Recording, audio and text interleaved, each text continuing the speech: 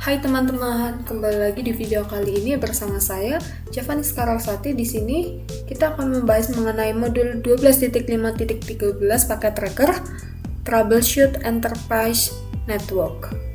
Di bagian sini terdapat tujuan, yaitu bagian 1 verifikasi teknologi pengalihan, bagian 2 verifikasi DHCP, bagian 3 verifikasi perutan, bagian 4 verifikasi teknologi WAN, dan bagian 5 verifikasi konektivitas.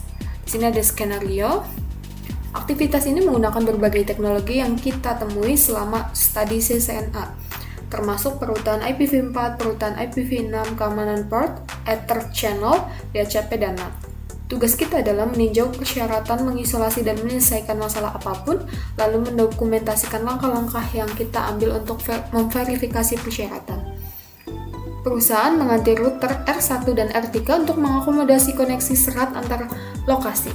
Konfigurasi dari router sebelumnya dengan koneksi serial telah dimodifikasi dan diterapkan sebagai konfigurasi awal.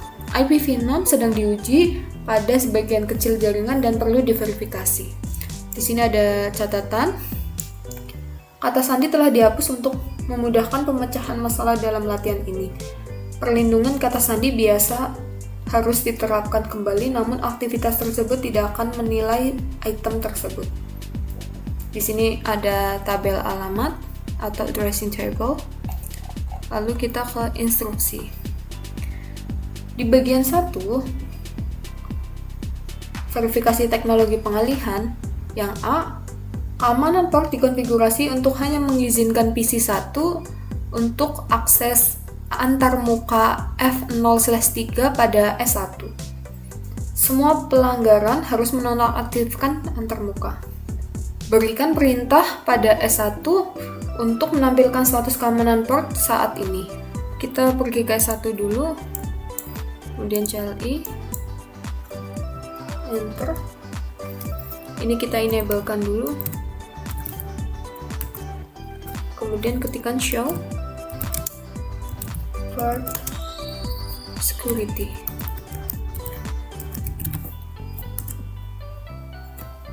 Kemudian pada bagian B,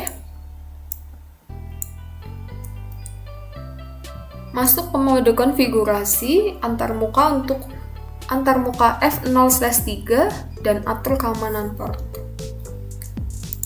Di sini kita ketikkan interface.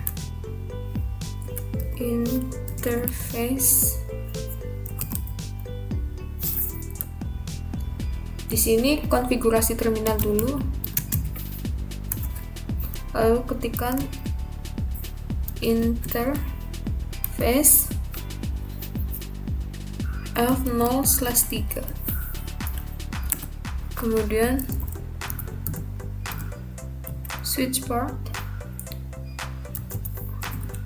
security, kemudian MAC address sticky.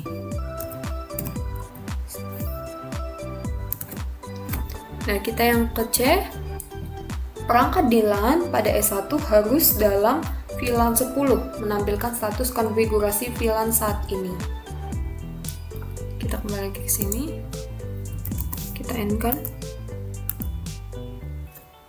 Kemudian show VLAN.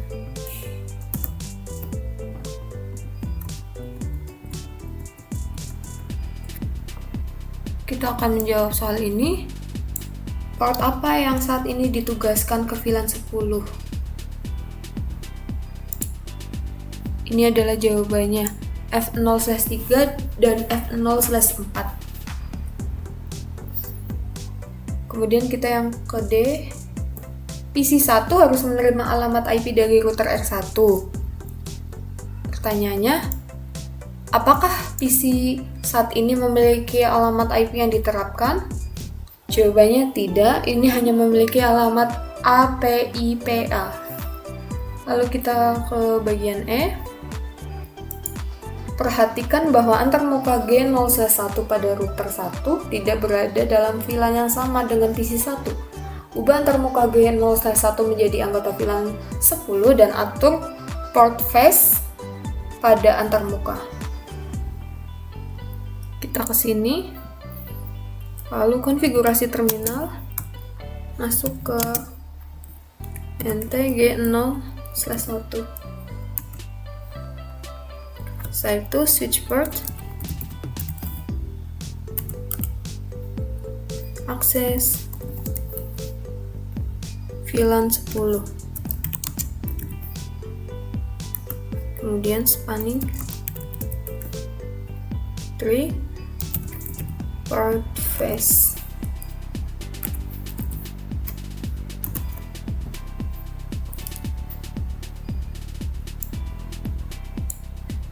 Bagian F, setel ulang alamat antarmuka pada PC 1 dari GUI atau dengan menggunakan command prompt dan perintah ini. Apakah PC 1 memiliki alamat? Jika tidak, periksa kembali langkah Anda. Uji konektivitas ke server TFTP, ping harus berhasil. Kita akan menjawab pertanyaan ini. Apakah PC 1 memiliki alamat? Jawabannya ya. Ini IP dari PC 1, 192.168.10.10. Lalu kita ke bagian G. LAN yang terhubung ke R3 memiliki saklar tambahan yang ditambahkan ke topologi agregasi tautan menggunakan Ether channel. Dikonfigurasi pada S2, S3, dan S4. Tautan Ether channel harus disetel di trunk. Tautan Ether channel harus diatur untuk membentuk saluran tanpa menggunakan protokol negosiasi. Keluarkan perintah pada setiap saklar untuk menentukan apakah saluran berfungsi dengan baik. Kita bisa ke S2.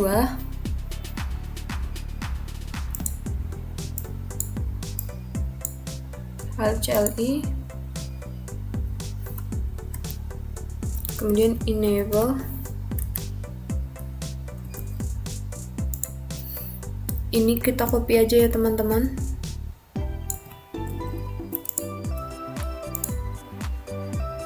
Enter. Apakah ada masalah dengan Ether channel? Jawabannya S3 menunjuk PO1 sebagai bawah atau ST. Kemudian yang H, modifikasi S3 untuk memasukkan port F0/1 dan F0/2 sebagai port channel 1. Kita bisa ke S3.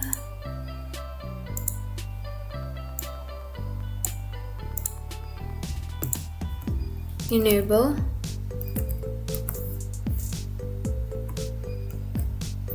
Konfigurasi terminal.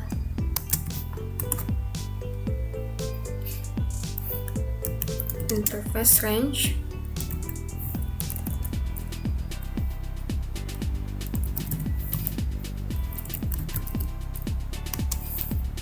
F0/1 window. Kemudian channel group.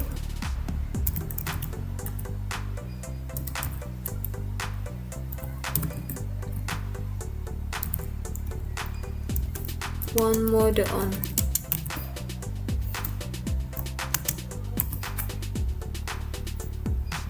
Di sini kita disuruh periksa status Ether channel di S3, itu harus stabil sekarang. Jika tidak, periksa langkah sebelumnya.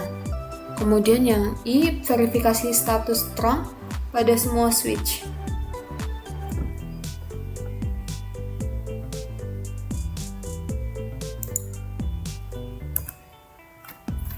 Ini end-kan saja,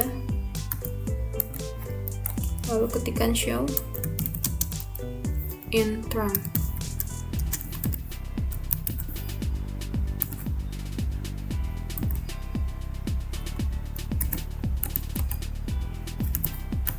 Di sini ada pertanyaan, apakah ada masalah dengan trunking? Jawabannya, S2 menggunakan VLAN 1 sebagai native VLAN pada link antarmuka G0/1. Yang J, perbaiki masalah trunk di S2. Sekarang kita ke S2. Lalu bisa ketikkan saja ini, copy saja ya biar cepat.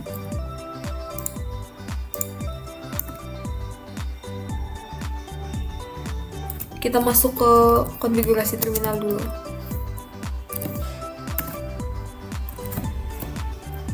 Lalu pastekan yang tadi.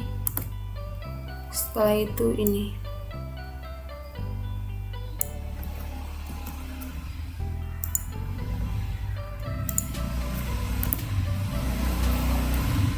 Setelah itu kita ke bagian K.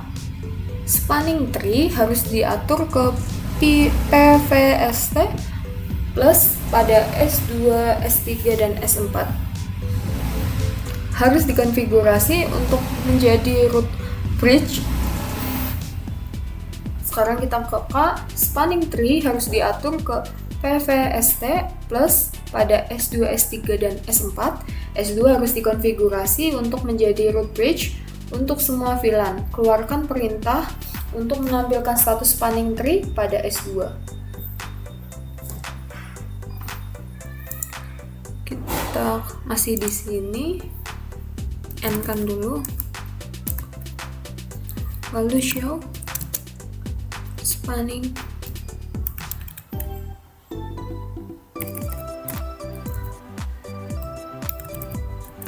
tree summary totals.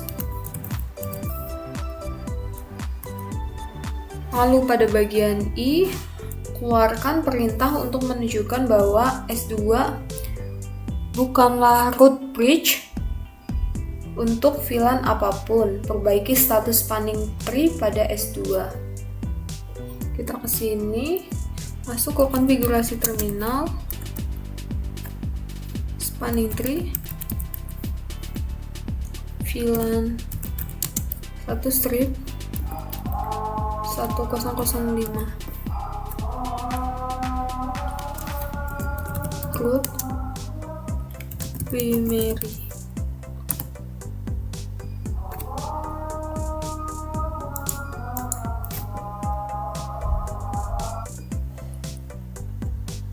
Kita ke bagian M, yaitu periksa status spanning tree pada S2 untuk memverifikasi perubahan. Kita ke S2, enable,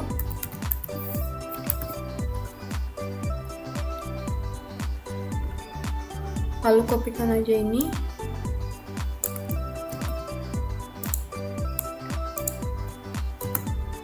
Selanjutnya kita bisa ke bagian 2, verifikasi DHCP. 1. R1 adalah server DHCP untuk R1 LAN. 2. R3 adalah server DHCP untuk semua 3 LAN yang terhubung ke R3. Kita ke A, periksa pengalamatan PC. Apakah mereka semua memiliki alamat yang benar? Jawabannya tidak. PC 3 dan 4 mempunyai gateway yang salah. Lalu kita ke bagian B, periksa pengaturan DHCP pada R3. Saring output dari perintah show run untuk memulai dengan konfigurasi DHCP. Kita ke R3,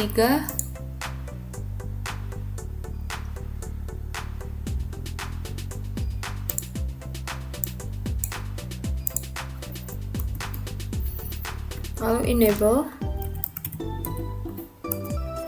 Kita kopikan saja ini.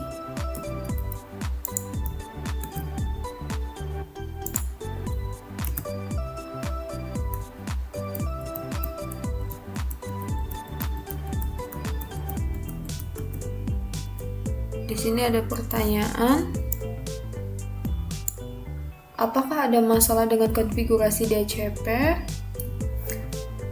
Jawabannya, pengaturan default router salah pada LAN 40 dan LAN 50. Ini ya teman-teman. Lalu kita ke yang C. Lakukan koreksi yang diperlukan dan setel ulang alamat IP pada PC. Periksa konektivitas ke semua perangkat. Kita masih di R3.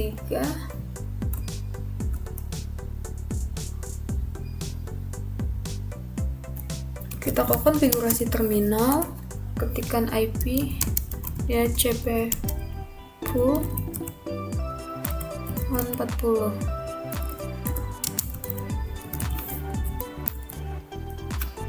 Lalu masukkan networknya 192.168.40.0. Kemudian subnet maxnya itu 255.255.255.0. Kemudian default routernya itu 192.168.41.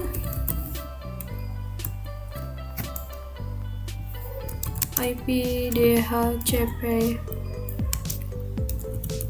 bulan 50. Networknya itu di sininya kita ganti 50.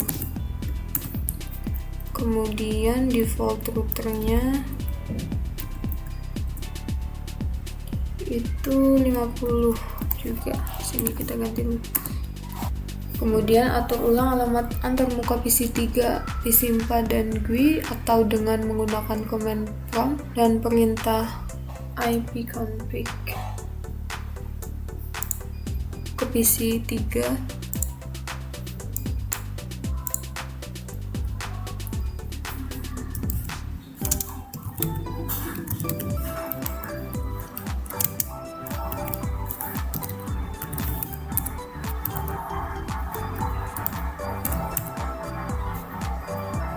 Lalu kita ke PC4.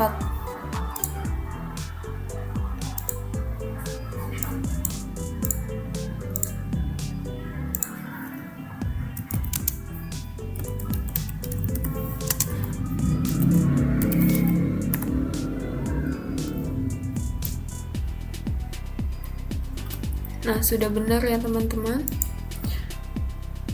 Di sini ada pertanyaan, apakah kita dapat melakukan pick ke semua alamat IPv4? Jawabannya PC1, 2, 3, dan 4 harus memiliki konektivitas penuh untuk IPv4 secara internal. Tuan rumah tidak dapat melakukan ping keluar. Masalah ini akan dibahas di bagian 3. Selanjutnya kita ke bagian 3, yaitu verifikasi perutan. Verifikasi bahwa persyaratan berikut telah dipenuhi. Jika tidak, selesaikan konfigurasi. Yang pertama, semua router dikonfigurasikan dengan ID proses OSPF 1 dan tidak ada pembaruan perutan yang harus dikirim melalui antarmuka yang tidak terhubung dengan router. Kita ke R3.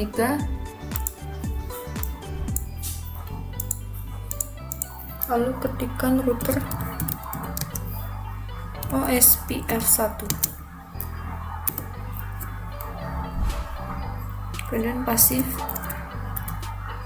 interface G0/1.30. Ini kita ganti menjadi 40 dan juga 50. Setelah itu di sini R2 dikonfigurasikan dengan rute default IPv4 yang menunjukkan ke ISP dan mendistribusikan ulang rute default di domain OSPF v2. Lalu di sini ada R2 dikonfigurasikan dengan IPv6 default yang sepenuhnya memenuhi syarat rute default ke ISP dan mendistribusikan ulang rute default ke domain OSPF v3. Dan kemudian yang terakhir itu NAT dikonfigurasikan pada R2 dan tidak ada alamat yang tidak diterjemahkan yang diizinkan untuk melintasi internet. Sekarang kita bisa ke A sini. Periksa tabel perutuan di semua rute. Kita ke R3. Ketikkan show IP root OSPF.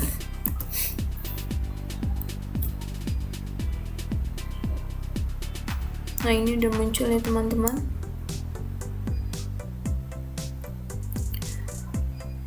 Di sini ada pertanyaan, apakah semua jaringan muncul di semua rute? Jawabannya, semua jaringan ada di tabel routing, namun rute default tidak merambat ke R1 dan R3, jadi hanya ada konektivitas keluar dari R2. Selanjutnya kita bisa ke yang B, ping host luar dari R2.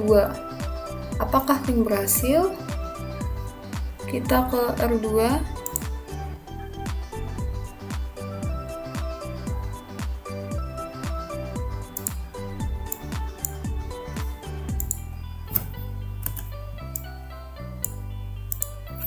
Ini enablekan dulu ya teman-teman. Ping 64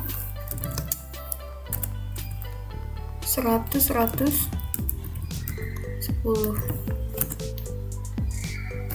Kita ping ke sini. Berhasil. Lalu kita bisa lanjut ke yang C. Perbaiki propagasi rute default. Kita masih di R2, ketikkan konfigurasi terminal, lalu copy aja ini,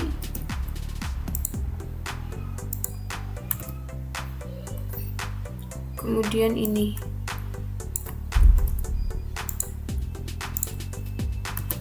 Setelah itu yang D,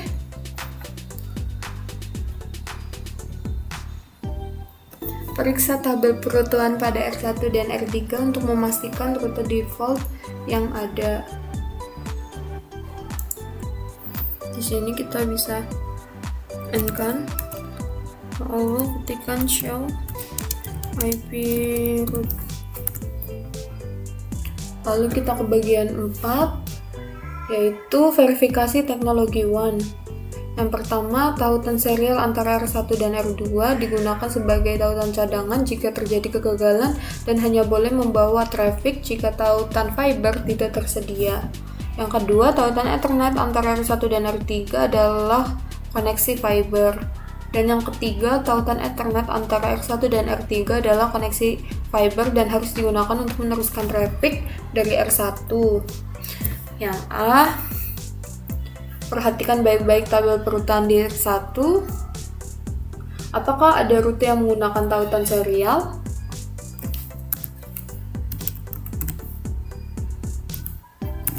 Lalu ketikkan show IP route. Di sini kita bisa melihat bahwa traffic untuk jaringan 192.168.20.0 adalah rute default yang menggunakan serial 0/1/0 bukan G0/0/0. Dan kemudian kita ke bagian sini, gunakan perintah track route untuk memverifikasi jalur yang mencurigakan. Di sini kita akan ketikkan track route. Kita copy saja yang ini. Lalu pastekan.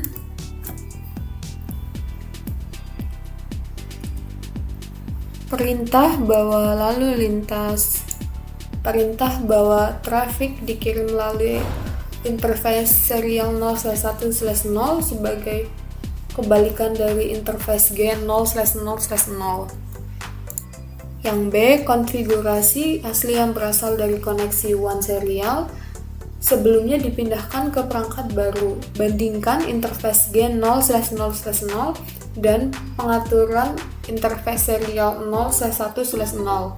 Perhatikan mereka berdua memiliki set nilai biaya OSPF. Hapus pengaturan biaya OSPF dari interface G0/0/0.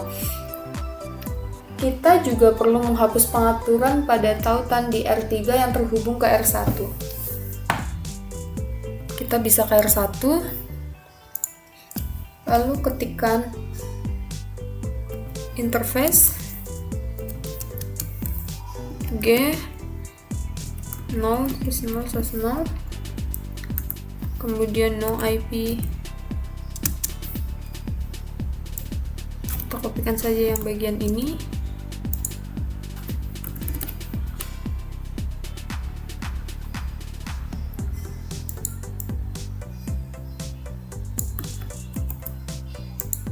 Ini kita ke konfigurasi terminal dulu, kemudian paste, kemudian bagian ini juga kita paste saja,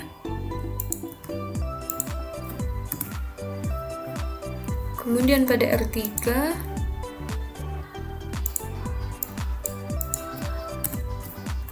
kita enablekan dulu.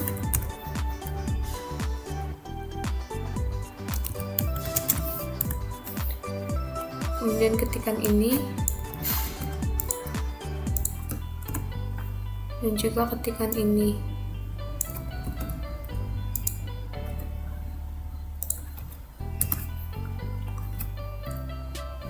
Selanjutnya yang C, ulangi perintah track route dari R1 untuk memverifikasi bahwa jalur telah berubah. Kita kembali lagi ke R1, ketikkan lagi track route, N-kan dulu, lalu ketikkan lagi ini. Nah, jalur setelah berubah ya. Lalu kita bisa ke yang D,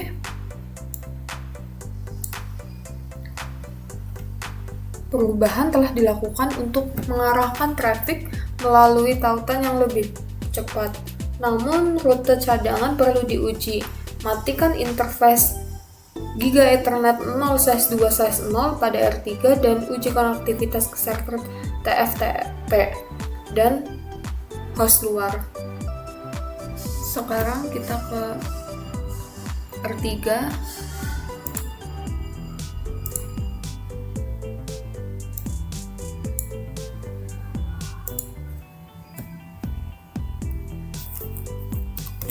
Lalu ketikkan exit dan ketikkan interface Giga Ethernet 0/2/0,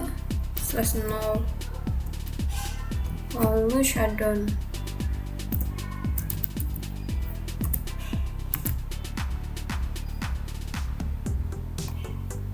Kemudian kita copy IP yang ada di sini,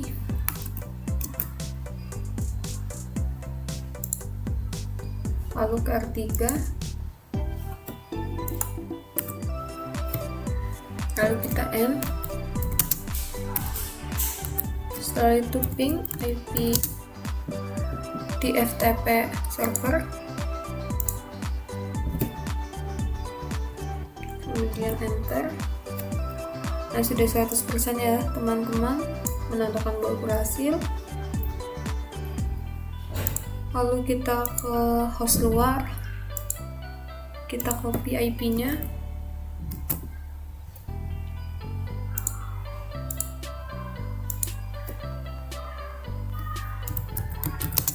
lalu pastekan lagi.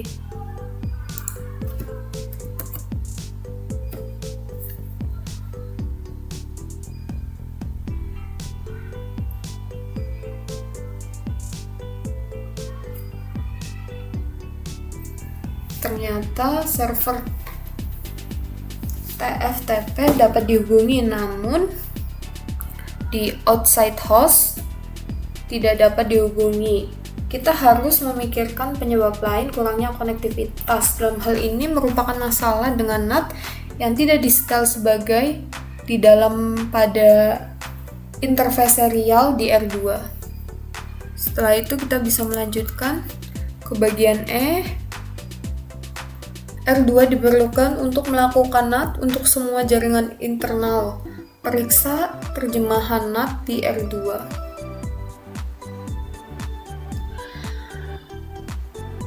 Kita ke R2.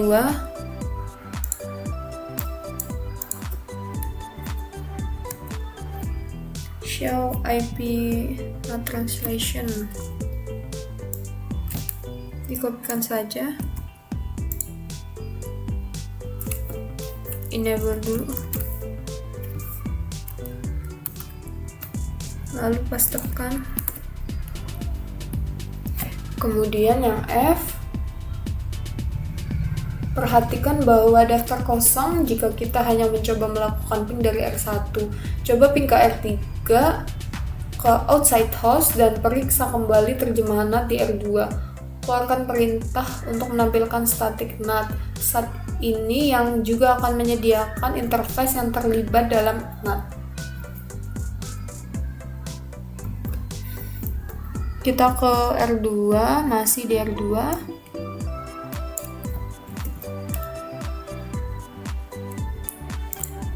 Ini pastekan saja. Ini sudah keluar ya teman-teman. Lalu kita ke langkah G, atur interface serial 0/0/0 sebagai interface dalam untuk menerjemahkan alamat.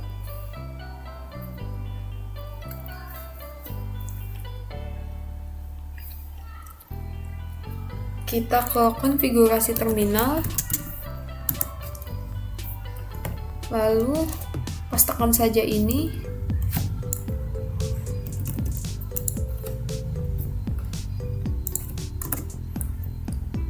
Kemudian ini.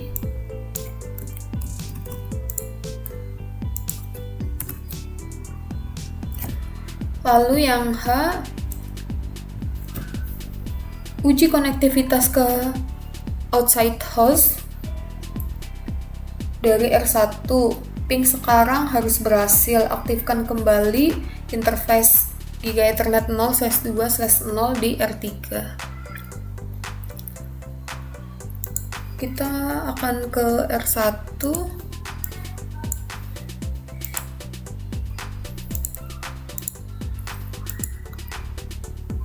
Ping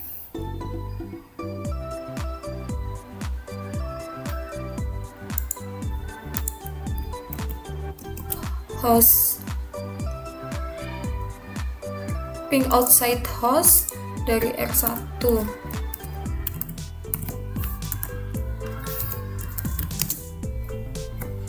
Katanya harusnya berhasil. Nah, berhasil ya teman-teman. Sekarang aktifkan kembali interface G0/2/0 di R3. Kita ke R3.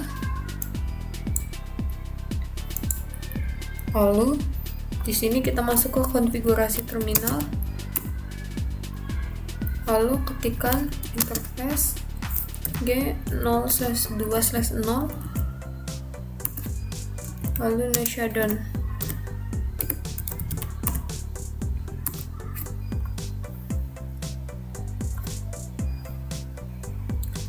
Setelah itu ke bagian 5, yaitu verifikasi konektivitas.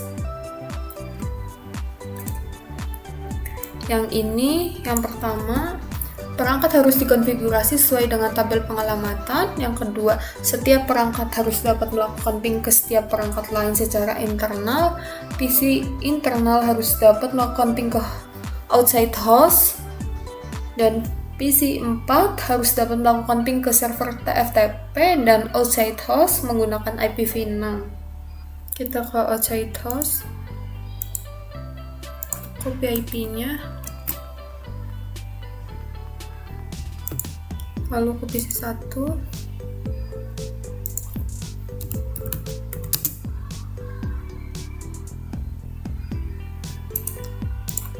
ping kan. Nah, ini sudah berhasil teman-teman, maka ini kita kopikan saja. Lalu kita ke PC 4, command prompt. Nah, di sini kita pastekan saja. Ini juga sudah berhasil ya teman-teman. Selanjutnya TFT server, kita kopikan IP-nya. Setelah di copy, kita ke PC 1, command prompt, copying dan pastekan.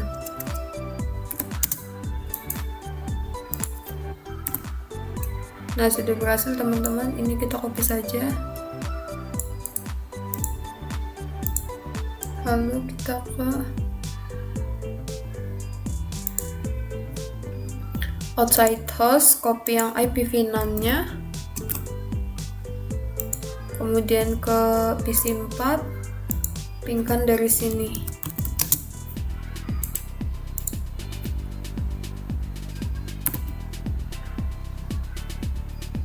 Nah, sudah berhasil ya teman-teman. Sekian video yang dapat saya tampilkan, kurang lebih mohon maaf. Sampai jumpa pada video selanjutnya.